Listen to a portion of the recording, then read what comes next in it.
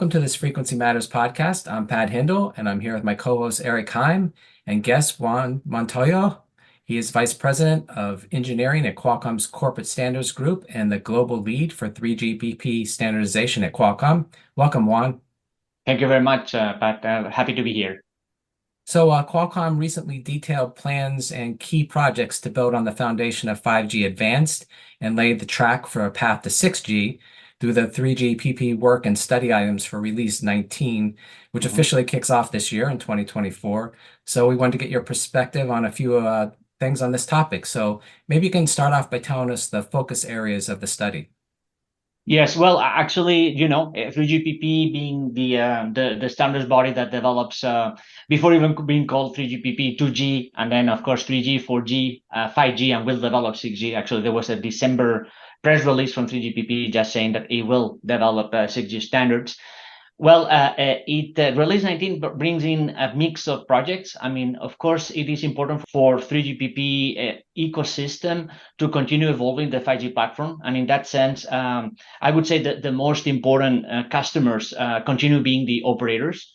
And operators typically care about the metrics for their networks, which, of course, go many times hand in hand with the value of their deployments. So anything related to maximizing their cell sites in terms of actually spectral efficiency with multi-antenna techniques, so all these MIMO enhancements, or improving the coverage, or facilitating actually ways to provide coverage, right? I mean, there are some topology also enhancements that come in Release 19. So that would be actually one category. It's effectively what we call mobile broadband evolution, with MIMO enhancements, with topology enhancements, and also very importantly with network energy savings. I mean, knowing that for operators, one of the metrics of paramount importance is being this network energy consumption. When you compare the consumption of 4G networks with that of 5G, it's increased quite a bit. The reason for it is we're talking about more spectrum, so more bandwidth, and we're talking about more antenna elements that are actually a little bit more power hungry than what they used to be, with many less elements. Other areas that actually are important have been serving verticals. I mean, of course, mobile broadband is the core of the business. They're fueling the entire ecosystem. They're the ones driving volumes, right, with the smartphone industry. But then there are other verticals or adjacencies, right? There are things like XR, things like, for example, for public safety, topology enhancements related to multi-hop side-link relays. There are projects on satellite evolution. Release 17 introduced satellite for the first time in 3GPP. And even back then, there were two tracks. One is for 5G NR, and another one is for IoT. And those two tracks continue evolving in Release 19 with more improvements. I mean, I'm sure that maybe later we can talk about the details. And then lastly, as you were also hinting to, there are some projects that are kind of starting to breach with 6G. They're more advanced. Whether or not there will be a huge success in the deployment of the 5G era, time will tell. But certainly from the standards perspective, those are very important because are getting effectively the standards community familiar with those, so that actually whenever we get into those in 6G, and those certainly will be day one of 6G, we will know very well what we need to do. And in that sense, there are a number of projects, I mean, a little more advanced, like duplexing evolution. There are also AI/ML, artificial intelligence, machine learning applied to air interface problems. There is a study basically for mobility, and then some very advanced techniques to lower the power consumption of terminals, not just the network as we were discussing earlier, but on terminals with what we call low power wake-up signal or wake-up radio. And then finally, a couple of channel model studies. Channel model is effectively stage zero of any study that 3GPP does on new spectrum and or new use cases. One is for the 7 to 24 gigahertz, which is a relevant spectrum for 6G, and also came out as identified from the World Radio Conference back in November as an important piece of a spectrum in view of 6G.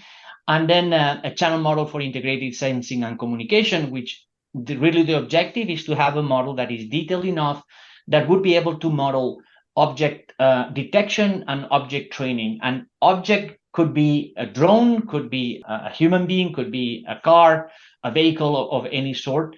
And then actually you want to be able to track it. To basically reduce hazards in the road, or to basically, for drones, for obvious reasons, to avoid collisions and so on. And I think this summarizes at the high level. Maybe I touch upon already some of the projects, but in the mix, I just brought in those three big categories of projects as we've seen in Release 19. Yeah, thanks for that, Juan. You touched on a number of outcomes. And how do you think the study's outcomes will affect the development and deployment of 5G standalone, 5G SA, and 5G advanced? Well, 5G standalone is something that came out in Release 15. So Release 15 it was an unusual release because it was the first release of 5G, and it had what we were calling 3 drops. So there were 3 points in time where the specifications were released, which typically is unusual, right? It's 1 point at the end of one release. So this basically is a release that created 3 versions. The first one was the non-standalone. That was the early drop. That was the accelerated 5G. Then the regular drop was standalone. And then there was a late drop for non-standalone, but with a 5G core, which was only introduced in the nominal release, not in the fast one, because the non-standalone, the first version, what we were calling option 3, LTE anchor with a 4G core, what we call EPC, and then a secondary NR, 5G NR radio, right? I mean, in other words, NR is a booster for increased capacity on a 4G network.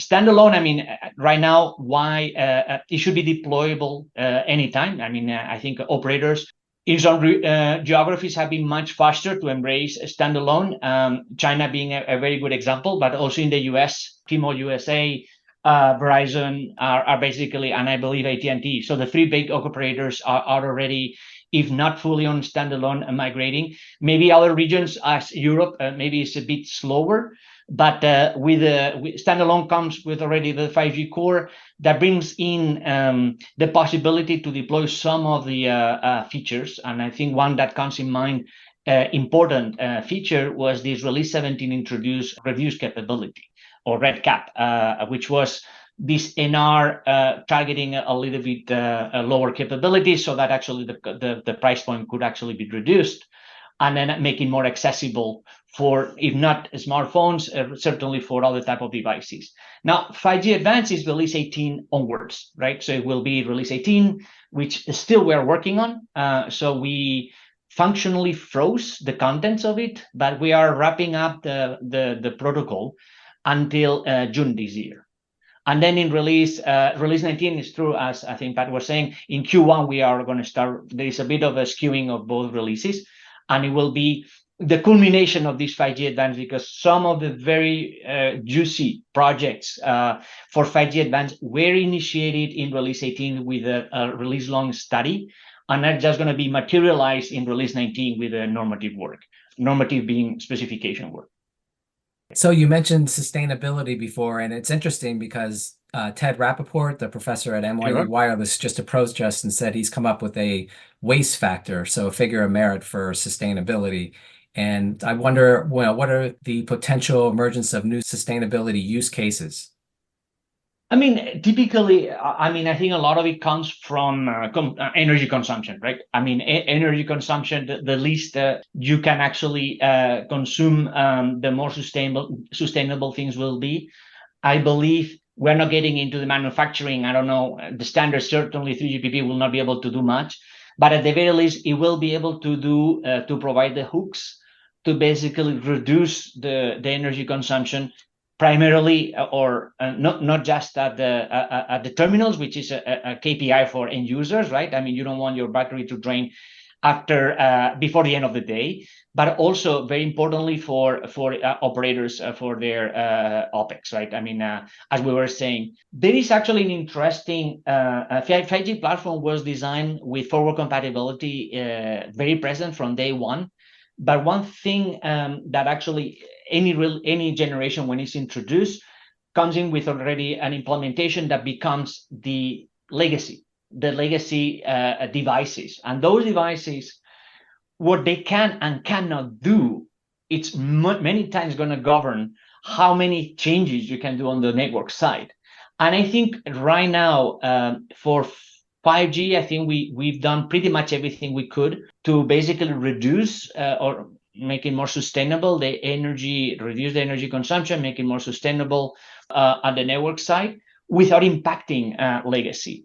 If we want to do more, and of course we could always do more, there could be some impact. And in general, there is resistance. There is resistance for operators. They understand, I mean, it could be on their favor to reduce their electricity bill, but at the same time, they cannot really provide a service that becomes, a handicap, just because anything that would actually open opportunities for the network to do power savings is going to have an impact on the terminal side, because typically all the solutions hinge on the possibility to send less stuff, right? I mean, less signals to latch on, or less dimensions, spatial dimensions, less antenna transmissions. So less things in time, in frequency, in space, which actually reduce the overall power consumption.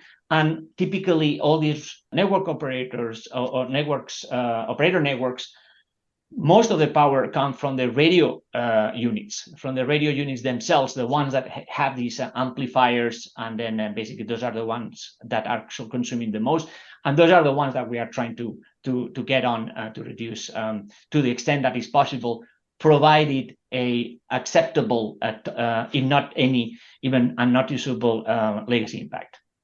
Of course, in 6G there is a reset, right? I mean, this is why from time to time, we have to basically change the generation so that actually you can have a new legacy. And a new legacy, I'm pretty sure in 6G, from 4G to 5G, will reduce a lot the number of always-on signals. We will further reduce it in 6G to the extent basically to facilitate effectively these energy savings at the network side. Yeah, it's an important area, certainly. So thanks for that answer. That was very comprehensive. Mm-hmm. How will the study items provide an initial roadmap to prepare wireless for technologies that will emerge years from now? I mean, I think I'm thinking there are, I would say, 4 projects that actually I think are going to basically create some trends. One is, I think I mentioned all but one. One is this AI/ML, very trendy. Artificial intelligence, machine learning applied to 8 interface problems, right? So 3GPP had done nothing about it up to release 18. And what we've done in release 18 is actually take a very fresh look into 3 problems that typically we would know how to handle in a conventional fashion. And this is a non-AI/ML type fashion. They were CSI, so channel state information feedback. There were beam management, effectively sorts of prediction of beams that would be optimized in either spatial or temporal domain, and then positioning, effectively increasing the accuracy of positioning methods, either direct or assisted. Assisted meaning AI/ML would actually assisted is the terminal will send a measurement, and that measurement will be used for the computation of the coordinates, for example, at the network side. Now, those 3 use cases have been developed, and basically a general framework to cover beam management and positioning will be developed with the goal to basically go beyond those 2, because those were to think about pilot examples. And basically, we will address those, we will support those, but the idea would be, can I do pretty much anything I want with the possibility to, instead of having a particular analytical optimization, I want to do a little brain, a little engine to basically, based on data learning, right?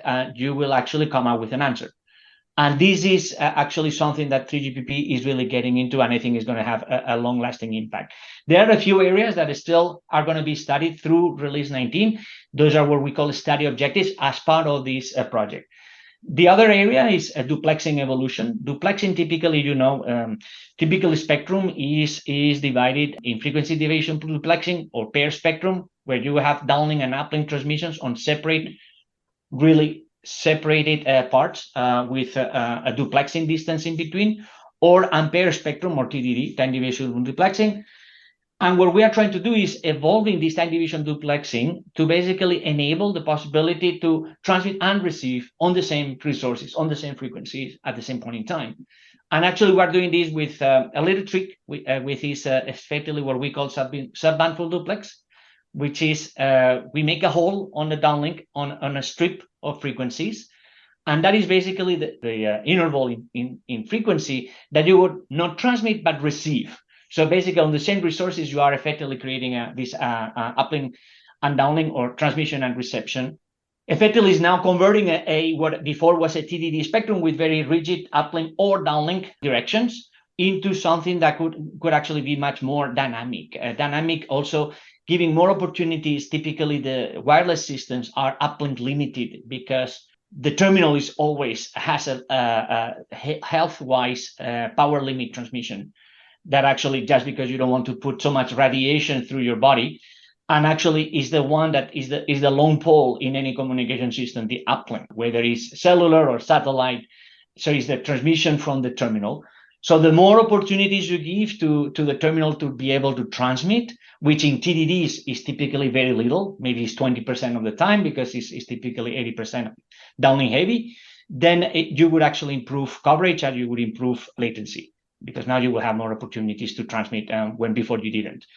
And then another area is, I mentioned this network energy savings that we discussed about, but then having imagined that now you create something that it would be a modem with a little assistance piece of hardware probably in the RF domain that would actually be able to detect some very simple information in the form of maybe energy. I mean, it's on-off keying, it's something there or not, and that is going to be used to wake up the modem, and you would only basically launch this much more power consumption, power hungry part of the receiver only when it's absolutely necessary. So this is what we call low power wake up signal or wake up radio.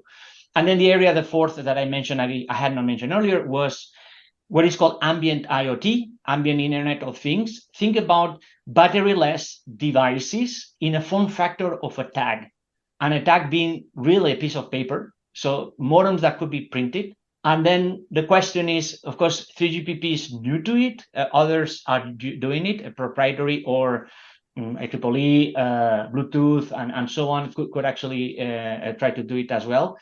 But 3GPP just got into it. Still a lot of questions to be answered. I mean, why 3GPP and why would it be better? But I believe that we know what could actually make it attractive, and maybe something that nobody else can do, and it's actually extended coverage. And why we would get this extended coverage? Because we have the licensed spectrum. And the market will tell whether actually 3GPP is able to succeed, but this is another huge research area. Start with a study in Release 19 in December. So at the end of the year, we will decide whether we convert to normative. And if it's not converted, we will do it in Release 20. But in my opinion, it's going to also open an entire new myriad of actually possibilities for the internet, interconnecting everything with everything else. You mentioned duplexing, and the way you described it, it was just kind of using a subdomain of frequencies within the one. Have you seen anybody? We've seen some companies developing full duplex devices with enough isolation to transmit and receive. Have you seen much in that area? So that is an excellent point, right? So it is possible. I mean, I think pretty much every probably research program in every company has tried. I mean, we've tried, but it's a much more difficult problem to solve. It's what we call effectively fully overlap full duplex. I mean, of course, in the podcast, people will not be able to see figures or actually even if I'm now playing with my hands, right? But I think you understood, right, what I said, right? You create a strip where you don't transmit, and in that strip, you will receive. So think about it is a duplexing with zero duplexing separation. But at least you make a hole on the place where you will receive so that you won't have this first order self-interference. You will have certainly the adjacent subcarriers, but at least the ones underneath yourself will not be there. Full duplex, everything that you transmit, it's on top of your reception, right? It's a much more hard problem to do. What Qualcomm has been trying to prototype and has been successful in so it's actually a full duplex for maybe millimeter wave, where maybe you receive from the back and you transmit through the front, right? So there is already a special separation. I mean, by just basically the beamforming characteristics, right? So this self-interference gets reduced by this isolation that you are creating in the spatial domain. Of course, even this full duplex I was mentioning earlier, where we are doing is actually the antenna panel, which are basically many of them, right? I mean, they could be, it's a matrix of whatever, 16 by 8 or whatever it is. Now you will break it in two. One will transmit while the other will receive. So there will be a little bit even of a spatial separation in that implementation as well. And yes, for a couple of NWCs, our research program has actually been demoing this subband full duplex, and yeah, it's working in a massive MIMO context. Yeah, I mean, we're fairly confident that this could be done. Now, will operators now rip off their deployments and then just change it, upgrade? I mean, we don't know. But at the very least, we know if there was a new deployment, I mean, whether now or later in 6G, this could actually be done, right? And we know what we will need to do. And I'm certain that this will be a feature from day one in 6G networks. Well, great. And thanks, Juan, for talking with us today about 5G Advanced and the path to 6G. It sounds like a very ambitious release. So thanks for giving us that great overview on that. And we hope to have you back later this year for an update. We'll see how Qualcomm and the rest of the industry is doing. And to our audience, you can find more podcasts at podcast.microwavejournal.com. And thank you for listening.